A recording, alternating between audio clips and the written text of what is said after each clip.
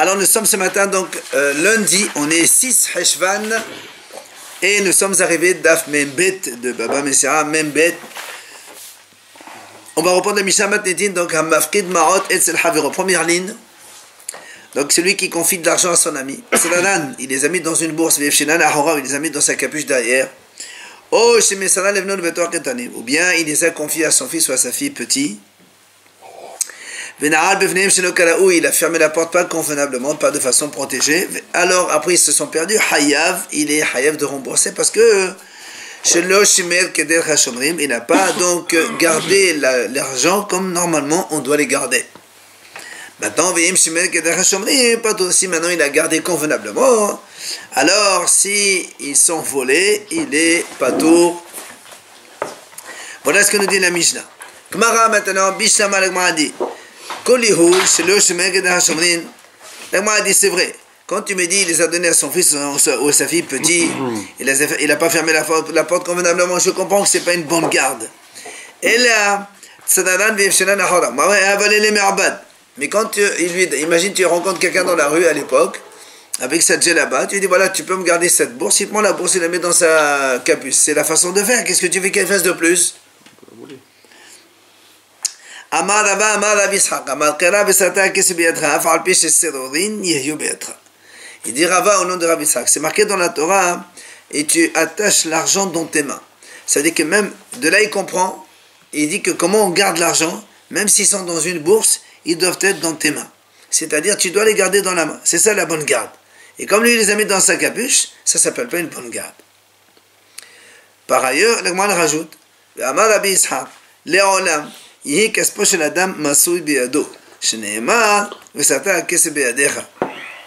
dit Rabbi Yitzhak, un homme il doit toujours conserver son argent chez lui, c'est-à-dire il ne confiera pas à d'autres, parce que la Torah dit justement garde ton argent chez toi.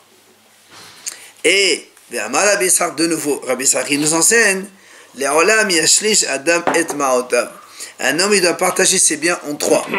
Comment? Shlish bakaka, le tiers dans l'immobilier, dans les terrains, ou shlish befak matia, le tiers dans le commerce, dans le travail qu'il fait, ou shlish tahatiado, et un tiers à sa disposition, au cas où il y a une affaire qui se présente, au moins il a un peu de liquidité pour travailler avec. C'est le risque à venir à propos de l'euro.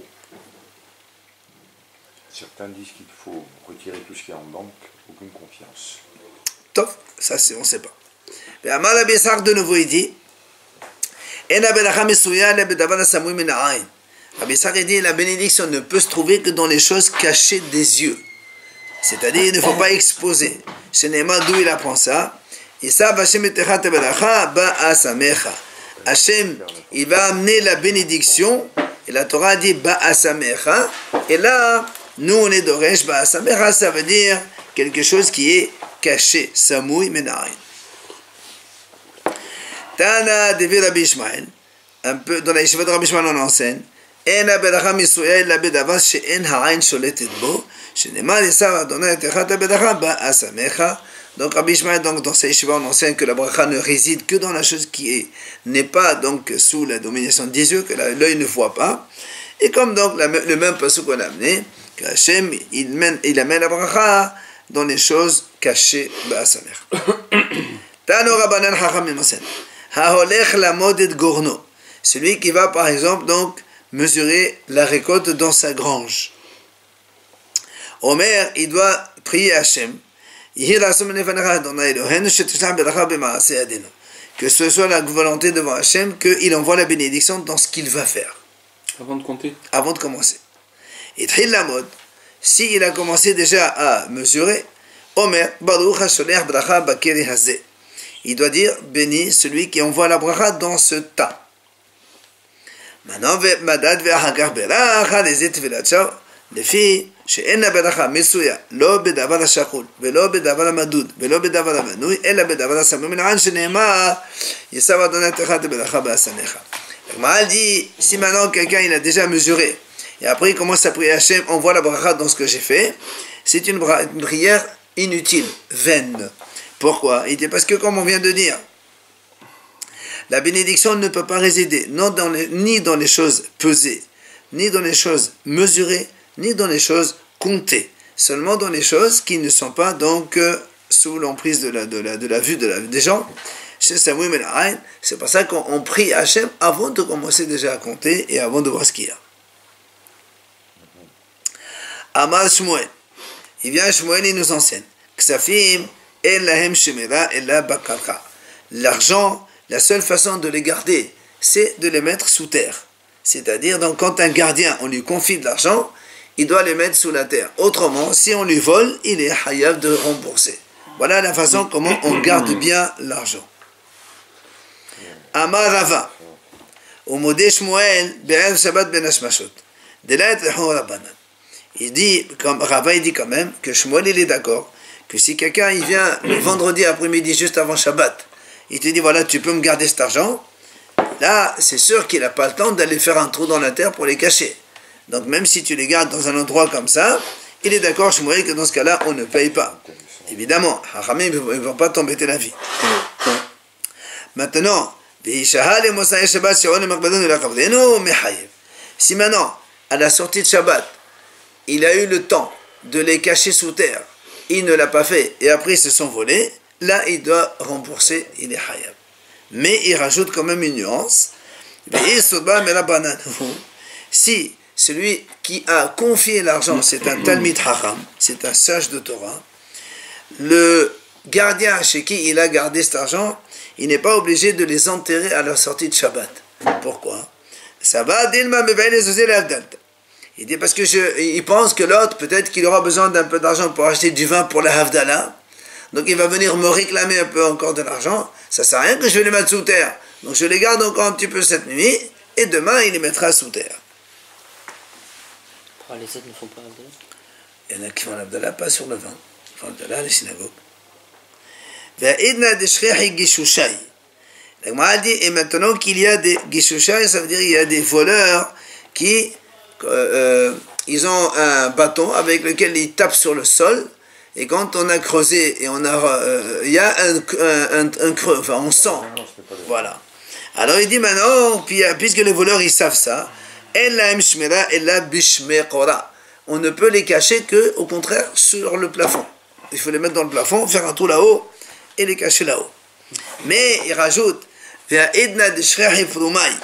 y a aussi des voleurs qui savent comment on casse le plafond et tâter, donc s'il y a un creux, et donc regardez s'il y a d'argent. Et la mshmera, elle a béné orbé. On ne peut les garder que donc dans le mur, tout simplement. Entre les colonnes du mur.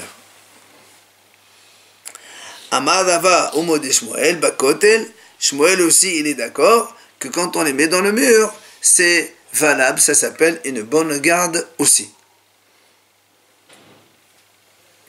Maintenant,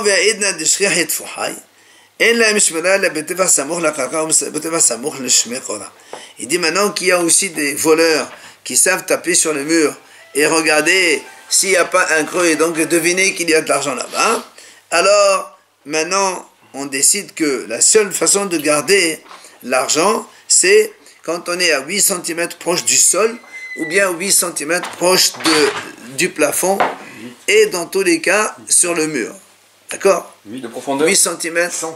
8 cm proche du plafond ou bien proche du sol. Parce que eux, en général, quand ils cherchent comme ça, ils ne vont pas aller jusqu'à la limite en haut ou en bas. Amal et Ravaha baré de Rav Yosef le Ravashi. Ravaha, le fils de Rav Yosef, il demande à Rav Yosef la question suivante. Il lui dit, Hatam, là-bas, c'est-à-dire dans Masert Psahim, on a enseigné la chose suivante. Hames, Shenafla, ala Mapolet, Harihu Kimvoar. רבן שמעון גמליאל אומר, כל שאין הקל ויכול לחפש אחריו וטענה כמה חפשת הקל הוא של שלושה טפחים. חכם, alors il dit comme ça, nous on a vu, là-bas la Mishnah dit, si quelqu'un, nous on sait qu'à Pessah, avant Pessah, il faut débarrasser le Hametz. Si quelqu'un, il avait du Hametz, et il y a eu donc un mur qui est tombé dessus, est-ce qu'il doit débarrasser ou pas? La Mishnah a dit là-bas, s'il y a des décombres qui sont tombés dessus, c'est comme si qu'il est débarrassé, il ne cherche pas. Mais là-bas, Shimon Gamliel dit, non, ça dépend. Si le chien ne peut pas enlever ses décombres, alors tu peux laisser. Mais si le chien il peut enlever les décombres, alors tu es obligé de débarrasser. Et c'est quoi? C'est combien que les chiens, il peut pas enlever les décombres, il dit Shoshat Fahim. C'est-à-dire, si la hauteur du tas de terre, de pierre, qui a recouvert le Hametz, il fait moins que 24 cm, alors là, tu es obligé de débarrasser parce que le chien, il peut creuser 24 cm.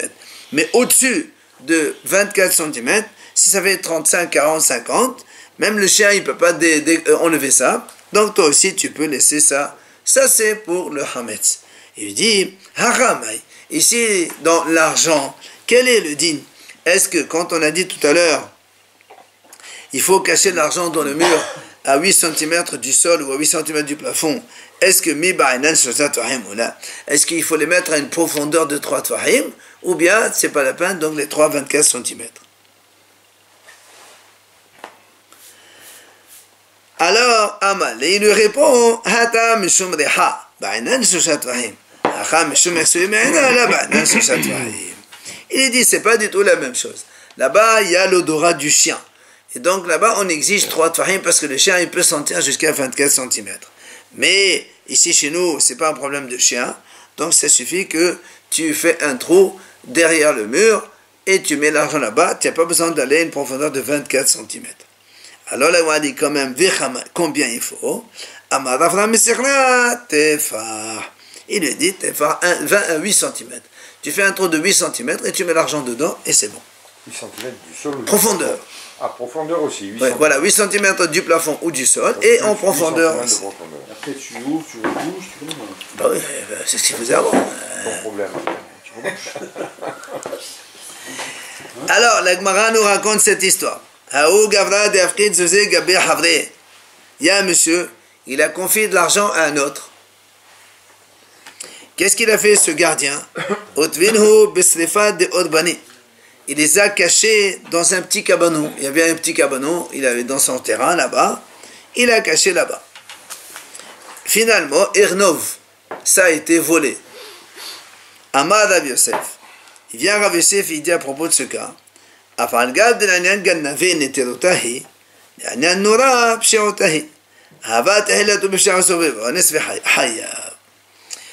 il dit Rav Yosef comme ça. Bien que concernant le vol, ça s'appelle une bonne garde. Parce que les voleurs, en général, ils ne cherchent pas dans les cabanons. Ils vont dans les maisons. Parce qu'ils savent que les cabanons, personne ne va mettre l'argent dans les cabanons. Donc, ça ne s'appelle pas une négligence vis-à-vis des voleurs. Ils vont bien chercher dans le jardin. Mais ils ne cherchent pas dans les cabanons. C'était l'époque comme ça. Comme aujourd'hui, par exemple, tu dirais qu'un voleur, il ne va pas aller dans les toilettes pour chercher les sous. Tu comprends? C'est un peu la même chose. Bon, quoi qu'il en soit, Rav Yosef dit, au sujet du voleur, c'est une bonne garde, il n'y a pas de souci. Seulement, au sujet du feu, c'est une grande négligence. Parce que le cabanon, le cabanon, c'est que des herbes, c'est des ronces, des bois, des branches d'arbres. Alors évidemment, comme c'est une négligence par rapport au feu, ça s'appelle le cas de quelqu'un qui, il a commencé par une négligence, même si par la fin, il y a eu un cas de force majeure, puisque voler dans un cabanon, ce n'est pas habituel, alors il est hayav quand même. C'est ce que dit Rav Yosef. Il doit rembourser. On va voir. Maintenant, il y a une autre version qui dit le contraire. Même si au sujet du feu, ça s'appelle une négligence parce que le cabanon il prend feu facilement. Au sujet du voleur, c'est une bonne garde parce que les voleurs ils ne vont pas chercher là-bas. Et donc c'est un cas de n'est-ce pas tout? Et donc cette deuxième version elle dit il est pas tout. Parce que une négligence initiale qui se termine par un cas de force majeure, pour lui c'est pas tout. Mais la Gemara elle finit l'halakha est que dans ce cas-là on est hayab. C'est-à-dire si on est négligent initialement, même si à la fin c'est pas notre négligence qui a causé la perte de l'objet, eh bien on est quand même redevable et on doit donc payer, rembourser. Il l'a pas mis dans le mur là, comme on avait. Non, non, non. Donc justement, bah, c'est ça la négligence. C'est pour ça qu'il est passé. C'est ça la négligence. Il y a un monsieur, il a confié de l'argent à un ami. Après un temps, il vient, il lui dit, rends-moi mon argent. Il lui dit, je ne me rappelle plus où je les ai mis.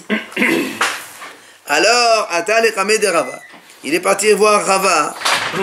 Il dit, qu'est-ce que je fais? Amal l'école, la yada, c'est le shelim. Rava, il lui dit, écoute, quand quelqu'un te dit, je ne sais pas où je les ai mis, ça c'est une véritable négligence, et donc il doit rembourser. D'accord? C'est une négligence, une faute du gardien, alors il paye. Alors regardez maintenant. Un monsieur, il a donné de l'argent à quelqu'un, il a gardé, il a donné une somme d'argent. Qu'est-ce qu'il a fait ce monsieur? Il les a donnés à sa mère pour les garder à la maison. Elle les a mis dans un écran, une petite boîte, des choses. Et à la fin, ils ont été volés. Alors regardez maintenant. Rava dit comment les dayanim ils vont juger ce cas-là. On est dans la dernière ligne. Alors, Rava dit comme ça. Première hypothèse. Si on dit au gardien, tu payes, Amar, il va te dire,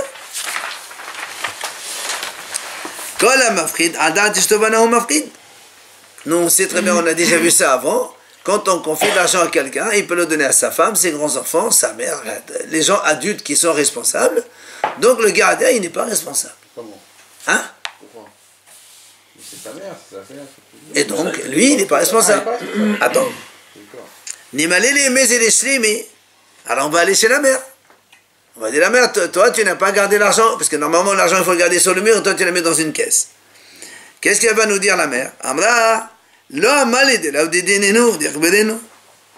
va nous dire, mais attends, moi mon fils quand il m'a amené les sous, il m'a pas dit que c'est les sous de quelqu'un d'autre.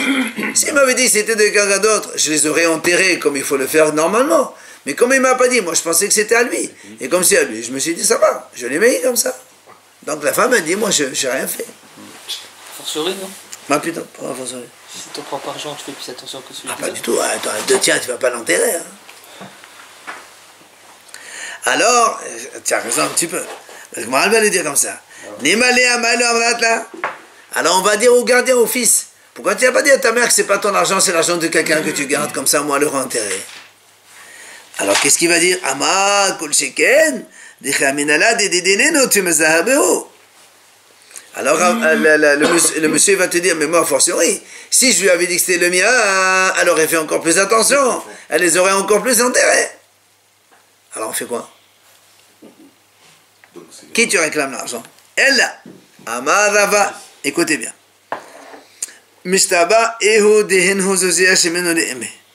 On fait jurer le monsieur comme quoi lui-même il les a confiés, il les a donnés à sa mère pour de bon. Et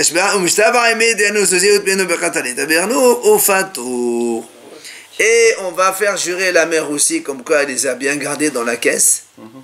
Et elle est pas tour, bien que elle les a pas enterrés. Et pourquoi c'est pas tour? Parce que elle savait pas que c'était à quelqu'un d'autre. Mais si elle s'était... Enfin déjà, on aurait déjà plus forte raison, elle l'aurait fait. Donc, bah non, eh ben non, justement, c'est pas forte raison. Son fils, c'est Donc plus... ouais, il les a perdus maintenant le... Ah oui? Ça a été volé. Regardez ce cas maintenant. Haou Apotofa Diatme. Il y avait un tuteur qui s'occupait, qui gérait les biens d'orphelins. Un jour, il a acheté un taureau pour eux. Et il a confié un berger. Ça fait partie des choses, des affaires. Le problème, là, le berger, il avait un grand troupeau. Il lui a donné ce taureau à garder en moyen salaire. C'est un gardien salarié, évidemment. Seulement, le taureau, il n'avait pas de dents ni de gencives. Il n'a pas pu manger avec tout le monde. Un jour, 2 jours, 3 jours, il est mort. Amar Ami Balhama, hein? C'est un mauvais acheteur. Alors attendez. Paysan, il regarde. Vous allez voir, vous allez voir. Les animaux avant. Ouais, vous allez voir. Ah, c'est pas un paysan, c'est un berger. Non, mais C'est pas à lui. C'est pas à lui. Lui, on lui donne. Je parle de l'acheteur. Attendez alors. Alors, regardez l'histoire. Amar Ami Balhama. Il vient Rami Balhama, il dit. Comment les dayanim ils vont juger cette affaire? Alors là aussi, alors il va nous donner toutes les hypothèses. Premièrement, on va dire au tuteur, c'est toi qui payes. D'accord, on est dans un cas où c'est le tuteur qui a acheté pour les orphelins et le tuteur il a confié à un gardien salarié, donc le berger. Premier cas, première hypothèse, donc on va dire au tuteur, c'est toi qui payes. Amal, il va te dire, monsieur, Anna, les voir la messaté. Ben écoute, qu'est-ce que tu veux que je fasse? Moi, c'est pas moi qui vais m'occuper d'un taureau. Je l'ai donné à un berger, c'est ce que je dois faire. J'achète un taureau, je donne à un berger, c'est lui qui va les payer. Ben, il faut demander au berger maintenant. On va aller voir le berger. On lui dit, c'est toi qui paye. Amar, il va te dire, monsieur, Anna, baditore o kimte, or la shadaile, la va edena de la khal. Alors le a dit, le berger va te dire, monsieur, moi j'ai fait mon travail, j'ai mis avec les autres, je lui ai donné à manger, à boire, d'où je sais qu'il n'avait pas, donc il ne mange pas. Pas mon problème.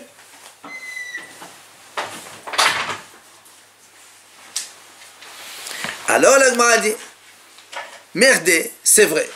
Donc maintenant on ne sait pas quoi faire avec cette histoire. Qui paye, le tuteur ou bien le berger? Alors la Gemara dit, merde, bakara shomer sachar diat mehu. Eh bien, il est rayonné.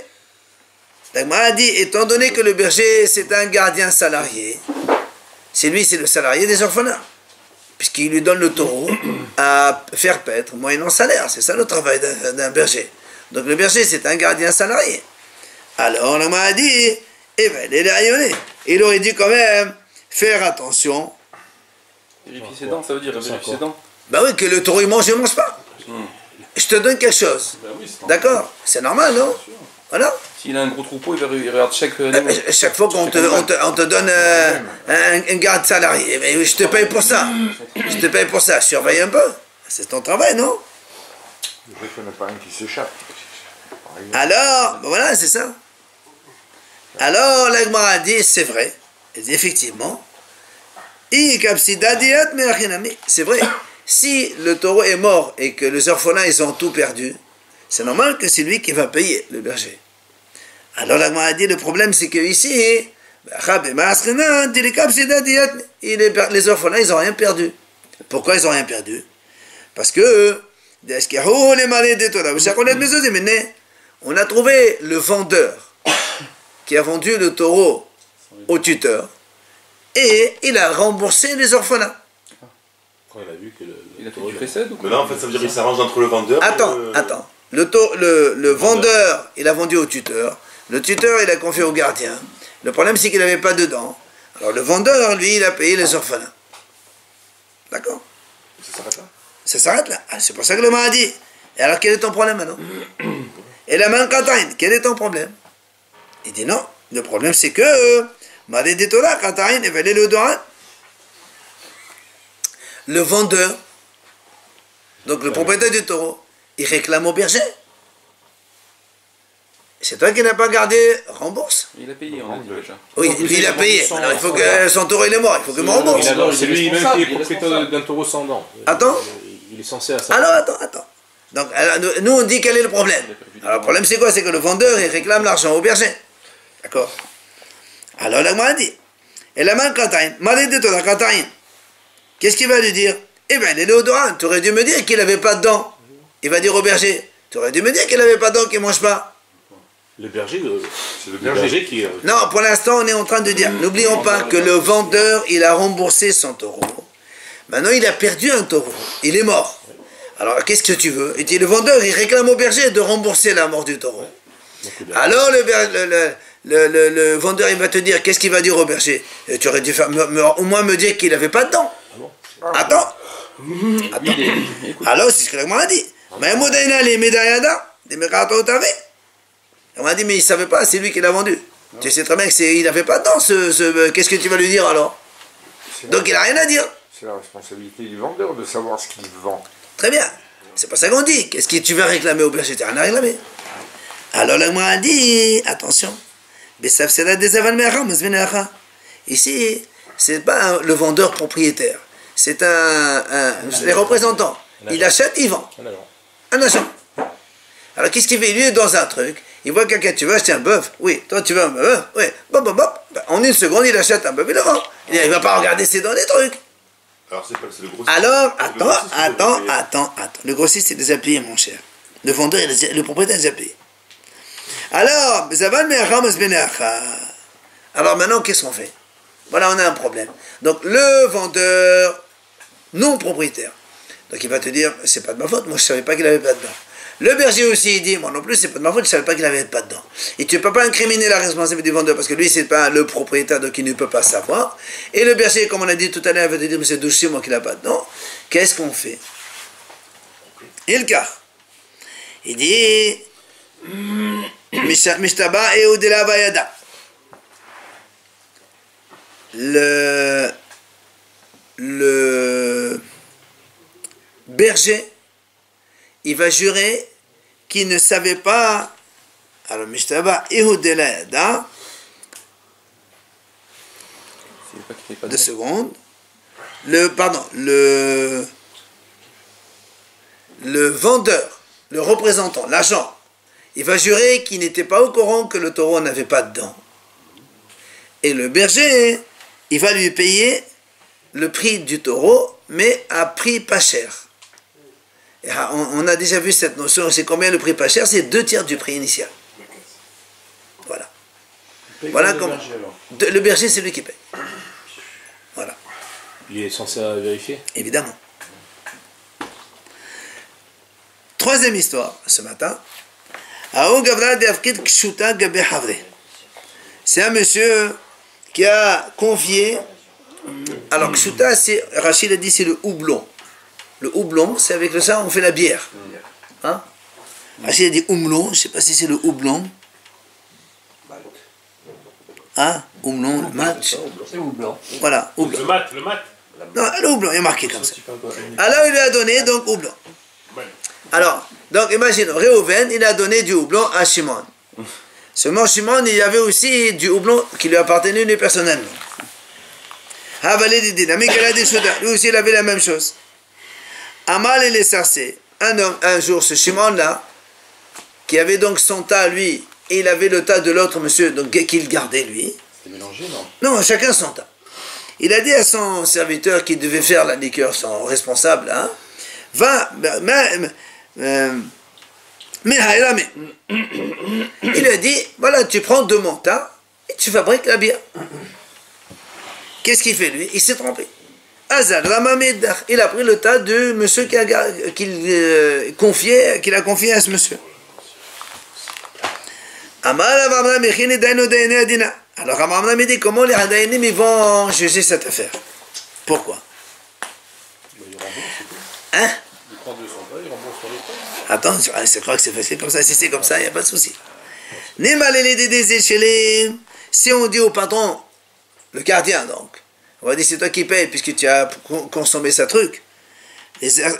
Amal, il te dit, alors, Amal, il va te dire, monsieur, mais moi je lui dis, tu prends de ça, lui il a pris de l'autre, c'est pas de ma faute.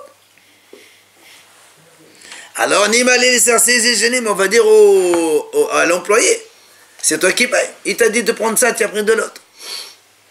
Ahmad, il va te répondre, monsieur, il m'a pas dit prendre de ça et pas de l'autre. Donc je sais que l'autre il a pas dit. Il m'a dit prendre de ça. Je me suis dit ça ou ça, c'est pareil. Lui, l'employé, il n'est pas censé savoir à qui ça appartient l'un ou l'autre. Il savait pas que l'autre c'était un truc confié. Il croyait que les deux tas ils appartenaient à son maître. Il lui a dit va prendre ça. Il a dit ça ou ça c'est la même chose. Il lui a pas dit ne fais pas de l'autre. Maintenant il m'a dit c'est vrai que bon, il est évident que si le tas du propriétaire se trouvait à la maison et le tas confié se trouvait à une distance plus longue et que le propriétaire, il a vu que le monsieur, il a mis du temps pour venir et qu'il n'a rien dit, ça veut dire que c'est de sa faute à lui. Parce que si tu mets du temps, c'est qu'il était chercher l'autre tas. Et sinon, il aurait pris le tas d'un côté. Mais on parle de la shaha. On parle d'un cas normal. Il n'a pas mis de temps. Le monsieur, il ne peut pas suspecter. Alors, l'agma a dit, mais finalement, quel est le problème? Sauf Maïb Sidaïka. L'agma a dit, quel est ton problème? De toute façon, lui, il avait un tas, il avait le tas gardé. Il a dit à son employé, prendre de mon tas, il a pris de l'autre tas. Ben, t'as qu'à donner ton tas aux choses. Et c'est la même chose. Quel est ton problème? D'accord, il t'a confié maintenant 10 kilos. Toi, tu avais 10 kilos. Ben, tu lui donnes ces 10 kilos. C'est pareil. Alors, il dit, Rav Sama, Rav Sama, il dit, le problème, c'est que la bière qu'il a faite, elle a tourné, c'était pas... Le bon blond. Voilà. Alors C'était pas le bon. Je sais pas si c'est le blond qui était haut, mais en tout cas, ça n'a pas marché. Alors l'autre, il n'a pas envie de le donner, le sien. Mais c'est lui qui a mal fait. Hein? C'est lui qui a mal fait. C'est pas marqué que c'est lui qui a mal fait. Dans tous les cas de figure. C'est pas marqué que c'est. Il se trompe, il fait de la bière pourrie. Faut le dire. Donc ça veut dire que le propriétaire, tu peux pas lui dire donne le tien à l'autre pour rembourser. Il dit monsieur, moi, il m'a rien fait, j'ai pas gagné dans l'affaire. Il m'a fait un truc qui est venu vinaigre. Non mais il s'est trompé, il faut bien la faute, il faut bien qu'elle soit... Alors qui c'est qui paye mon cher? C'est la question que la morale se pose. C'est quand même son Et l'autre, employé. Il est responsable. Bah, l'employé te dit monsieur tu m'as pas dit non de l'autre. Il est responsable de son employé, c'est lui qui paye. Pas du tout monsieur. Regarde. Rabassi Ahmad Bechissé. Salem les démés Rabassi. D'abord Rabat il te dit donc que le vin a tourné. Toi tu me dis t'as qu'à lui payer le tien. Il te dit Rabat pas du tout monsieur, il est pas monsieur. Ah bon? Ah non. L'autre, il se retrouve avec une Attends, l'autre il se retrouve avec rien. M'a dit qu'il est rien. Il a tout perdu. Et Rabassi il dit le Bikissé ça veut dire que comment il s'appelle? Le houblon qui lui a mis l'autre, c'était un houblon de mauvaise qualité. Et donc il ne peut pas lui donner son houblon qui est de bonne qualité. Mais il ne savait pas. Mais c'est pas de sa faute. Comprends-le, on est en train de discuter justement comment on va solutionner cette affaire. Paye la valeur et c'est tout. Hein? Paye la valeur. C'est ce qu'il va lui dire. Shalem les démés qui sait. Il va lui donner, même pas la valeur, il dit. C'est le bénéfice qu'il a tiré de la fabrication de un truc pareil. Quel bénéfice? Parce que quand même, il y a eu de la bière un peu qui a tourné. Il va quand même la vendre, je sais pas moi, un truc. Ah, ça la valeur quand même, c'est bien. Bah, évidemment, c'est du vinaigre. Le vinaigre, c'est du vinaigre. Mais c'est pas la même chose que la liqueur normale. D'accord? Allez, on fait une Mishnah rapide et on arrête. Matniti, une nouvelle Mishnah. Hamafkid ma'ot etzel shulhani. Alors, le shulhani de l'époque, c'était un peu le banquier d'aujourd'hui. En fait, c'est le change. À l'époque, il y avait le change. Parce qu'il y avait des grosses pièces, petites pièces, il fallait donc savoir échanger pour avoir la monnaie. Si quelqu'un il confie de l'argent à un banquier, comme ça on est tranquille. Il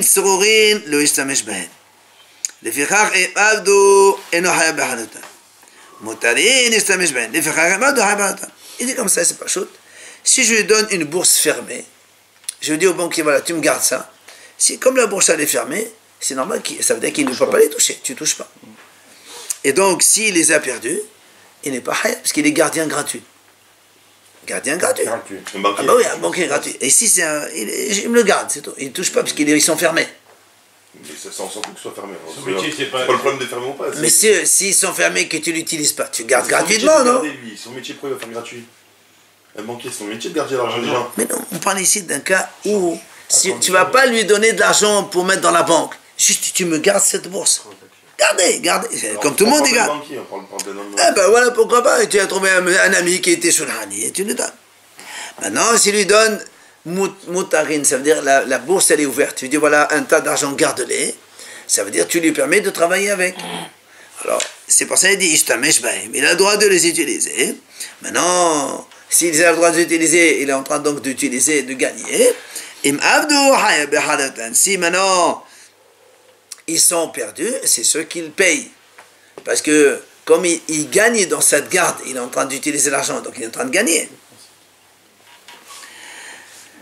Maintenant, ça c'est un banquier. Et c'est le Baal Habayit. Si maintenant je confie de l'argent à un ami, un voisin à moi, Baal Habayit normal. C'est un banquier honnête. Parce que quand les banquiers perdent sur votre argent, ils vous remboursent. Laisse tomber les banquiers d'aujourd'hui. Alors, Etzel Baal Habayit. Si maintenant je confie l'argent à un particulier, d'accord, particulier, la Mishnah te dit Ben Sorin ou Ben Moutarin le Ishtamesh Ben. Là, que tu donnes l'argent en tas ou dans une bourse fermée, un particulier, tu lui dis voilà, garde-moi ça, il ne touche jamais. Gardien, c'est un gardien. Donc s'il perd, il n'est pas responsable. C'est Shomed Hinam, c'est la Pshat Pashut. Maintenant, il y a une discussion sur Hinvani. Si tu donnes cet argent-là à un commerçant, un épicier par exemple, tu lui dis voilà, garde-moi cet argent. Alors il y a une mahloket. Selon Rabbi Meir, il est considéré comme Baal Habayit, c'est-à-dire qu'il soit ouvert ou fermé, tu ne touches pas. Et donc il n'est pas Haya. Rabbi Yehuda dit non, l'épicier il a le statut d'un banquier. Donc si tu donnes de l'argent ouvert, ça veut dire qu'il peut travailler avec, et auquel cas, s'il les perd, il va payer. C'est donc la mahlok, on verra ça demain. Rabbi, c'est ça, une